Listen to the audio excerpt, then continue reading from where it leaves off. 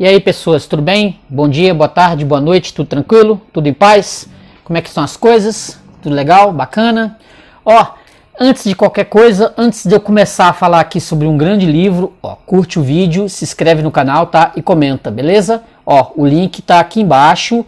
E aqui você pode, ó, Paulo Dharma, 1970. Você se inscreve, tá, no canal lá no YouTube e também tem o Instagram, beleza? Ó, Instagram e YouTube, Paulo Dharma 1970. Paulo Dharma 1970, tranquilo? Hoje eu quero falar desse grande, maravilhoso livro aqui, ó, do Northrop Frye.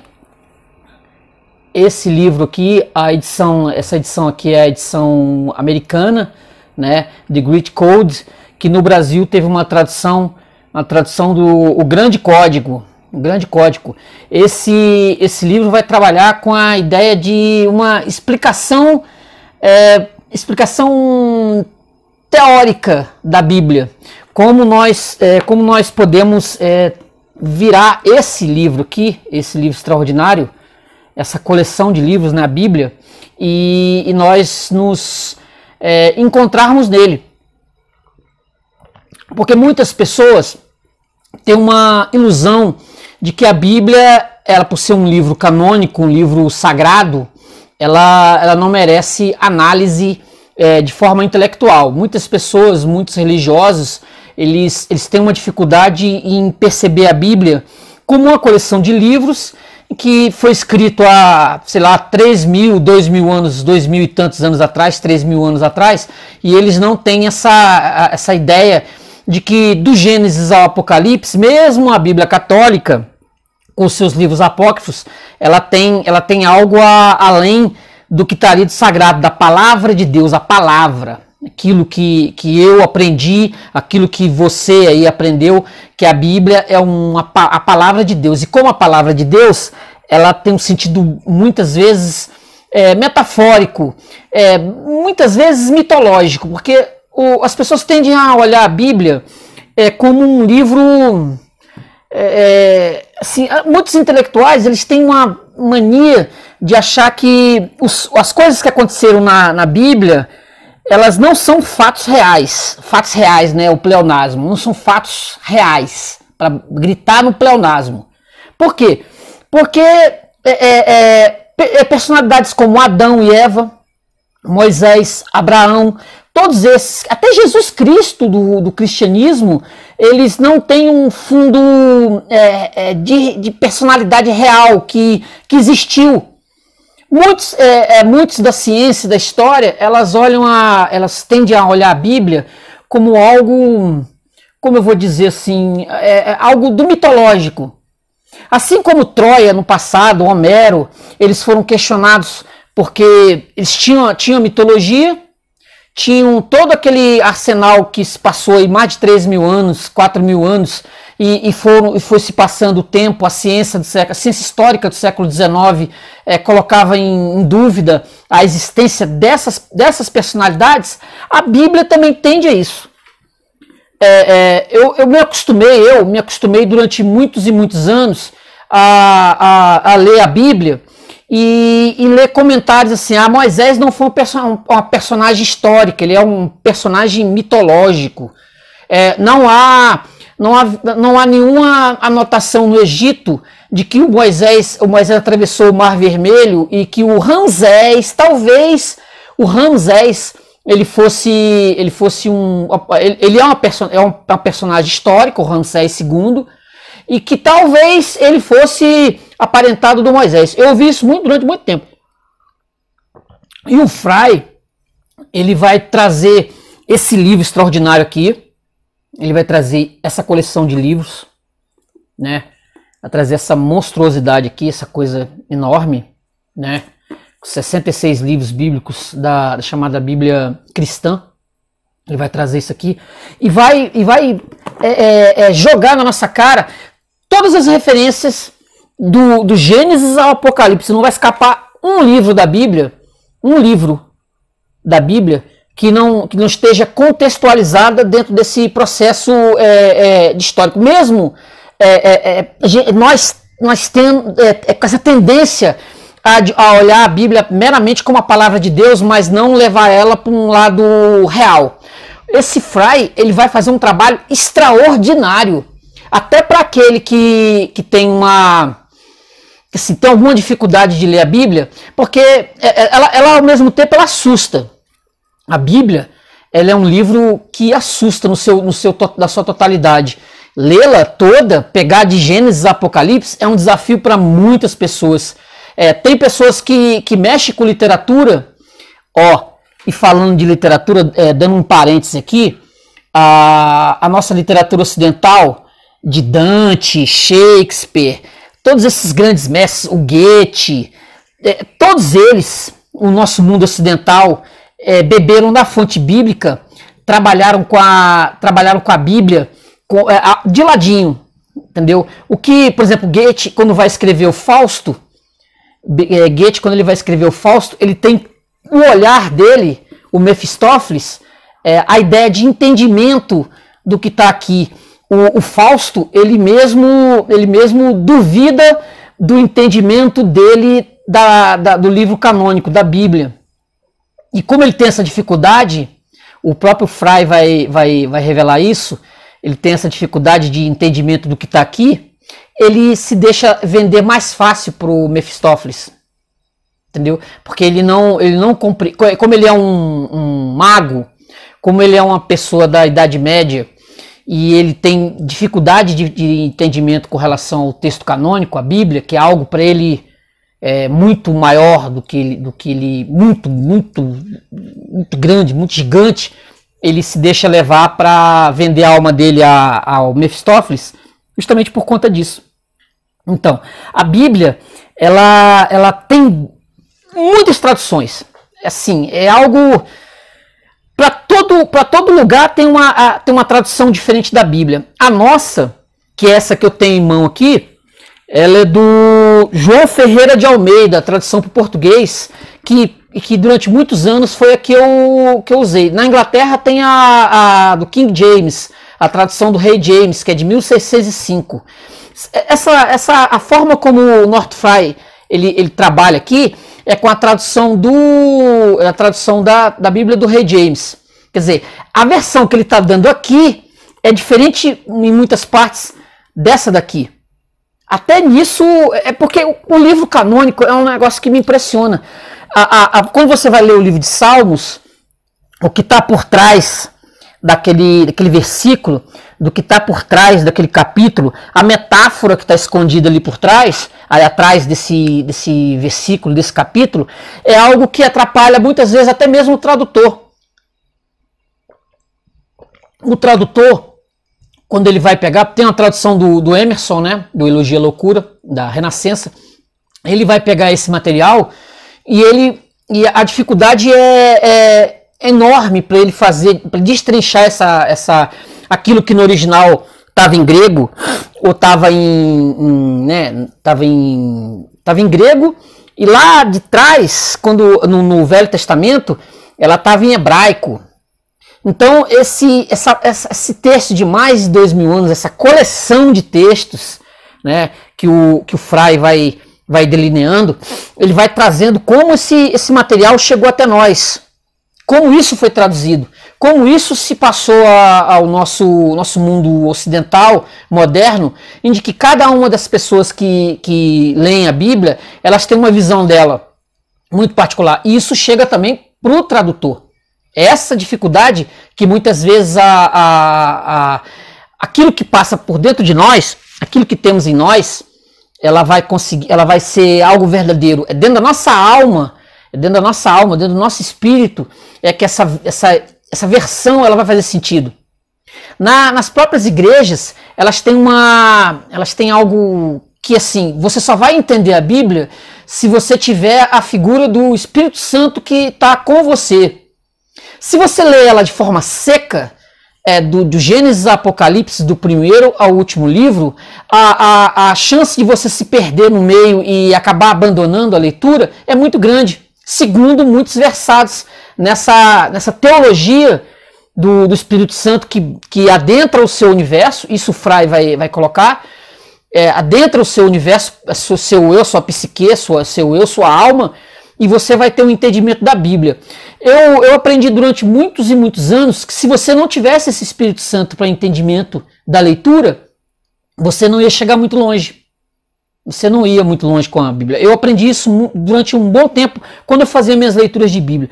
Mas aí voltando ao livro, esse livro desse intelectual, desse indivíduo, é uma chave para você fazer uma boa leitura, para você perceber as nuances do livro de Jó, você perceber nuances no livro de Salmos, você perceber as parábolas, tudo que foi escrito, tanto do Velho quanto do Novo Testamento, essa diferença que existe entre a Bíblia hebraica, né, a Torá só vai toda ela fechar até o livro de Malaquias, e como os cristãos também pegaram as referências que havia no Velho Testamento e trouxeram para o lado da figura do Cristo, é um livro extraordinário para entendimento. De você que é um curioso da Bíblia, mas que tem medo de pegar o texto e destrinchar, porque parece e é algo muito grande, é algo enorme, entendeu? Para a nossa pequeneza, para nossa vida cotidiana, no nosso dia a dia, é algo grande pra caramba. Assim, pensa você tentando, sem ser um islâmico, tentando ler o Alcorão. Pensa o grau de dificuldade que isso pode vir a ser. Eu, por exemplo, eu nunca me aventurei a ler o Alcorão. Entendeu? Eu nunca me aventurei a ler o Corão, não tenho essa manha. Não quer dizer que dessa água eu não vou beber, mas a chance de eu fracassar na leitura é muito grande. É muito grande. Por quê? Porque eu não tenho sei lá, o espírito islâmico para poder ler. É aí que está o pulo do gato. Então, recomendando esse livro aqui. E esse livro, você que é um neófito na ideia de leitura da Bíblia, mas tem vontade de ler, tem vontade de se aventurar, começar pelo Gênesis, depois passar pelo livro de Êxodo, e pegando todos um a um, é uma grande pedida. Olha só, eu separei algumas passagens aqui, que eu acho bem interessante do texto dele, olha só. Deixa eu puxar aqui. Que vale a pena pra caramba, justamente por isso. Ele traz algo que eu achei muito legal, que é essa mistura que o Ocidente tem da nossa literatura, dos nossos textos de romances, de poesia, que para muitos vem exatamente da Bíblia que está entranhada em nós. Entendeu? É isso que eu vejo eu vejo assim com muita simpatia. Assim, aparentemente os nossos autores, os nossos grandes gênios da literatura, eles tiveram a Bíblia como pano de fundo nisso.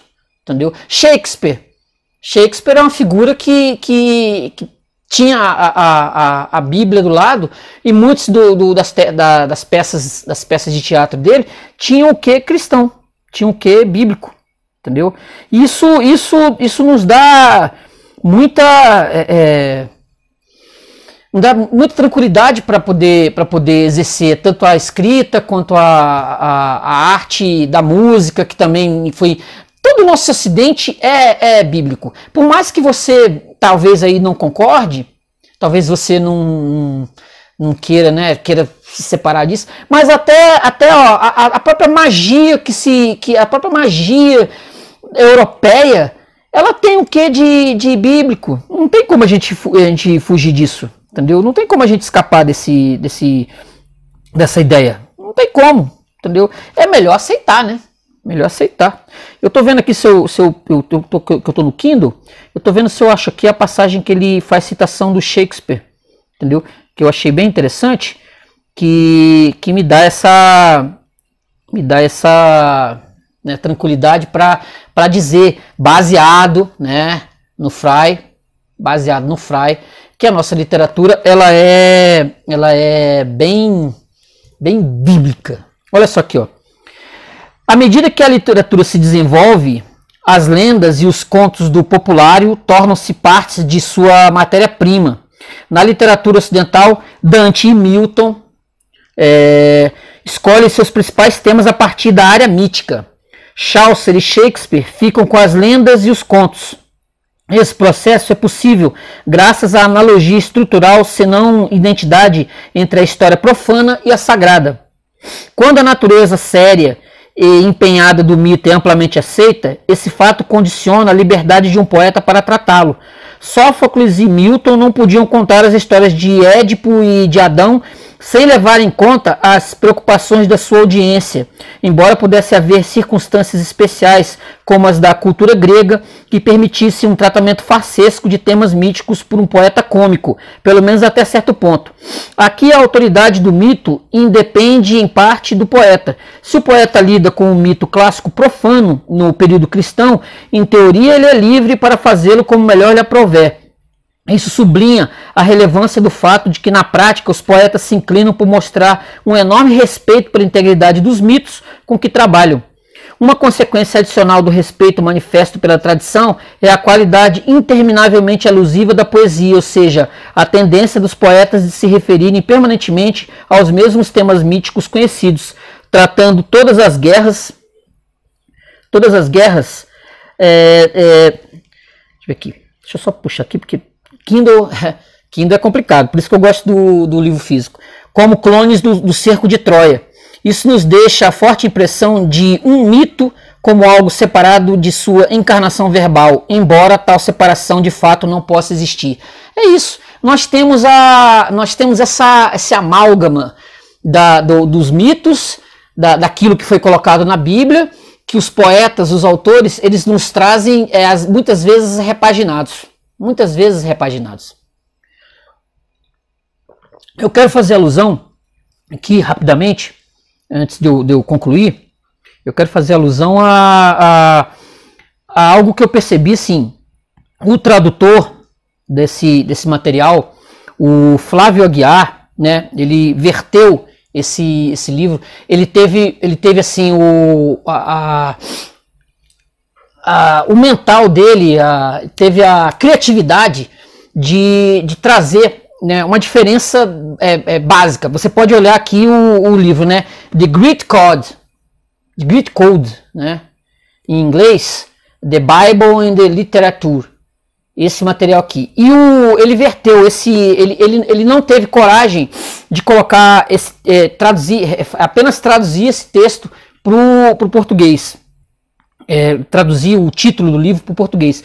Ele preferiu do grande código, né, seria assim, o caso, né, trazer para o português. Ele preferiu colocar o código dos códigos, porque ele percebeu que isso aqui funciona bem na língua inglesa, entendeu? Esse título em inglês, ele funciona bem na língua inglesa, mas para o português isso não funcionaria bem. Da mesma forma, eu volto à questão das traduções.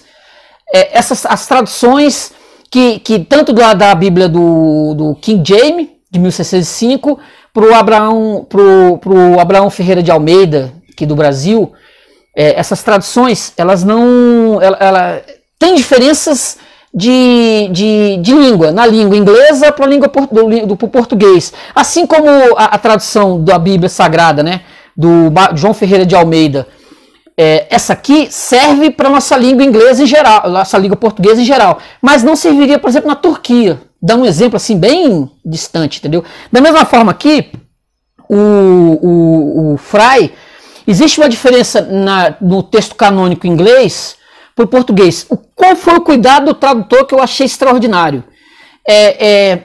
Ele pegar os versículos que na língua inglesa estão de um jeito lá, a numeração, e ele teve o cuidado de a cada versículo que o Fry colocava na versão inglesa, ele verter isso para o nosso português da versão que nós temos aqui no Brasil, por exemplo. Ele teve o cuidado, e a cada referência do Fry a um versículo, ele trazia esse mesmo versículo para o português da nossa versão aqui. Por exemplo, tem o Frei, ele cita aquele: o Senhor é meu pastor e nada me faltará, deitar-me faz em verdes pastos, guia-me immensamente pelas águas tranquilas, que é o Salmo 23 nosso. No segundo me parece, na tradução do Rei James, é Salmo 22. Aqui no Brasil isso não funciona. Até o Salmo 91, né, que é tão famoso, tão conhecido, onde as pessoas elas têm o costume de ir dormir e ler o Salmo 91, né, para dar uma refrigerada, uma tranquilizada no sono, ele coloca como Salmo 90, o Salmo 92, sendo que aqui no Brasil é o Salmo 91. É o Salmo 91. Então o autor, aplauso pro tradutor, aplauso, por ele ter esse cuidado de explicar todas as referências que tinha diferença entre o inglês e o português. Ele teve cuidado de explicar uma por uma, porque pro leitor vamos dizer assim, brasileiro, isso ia dar uma confusão na leitura violenta.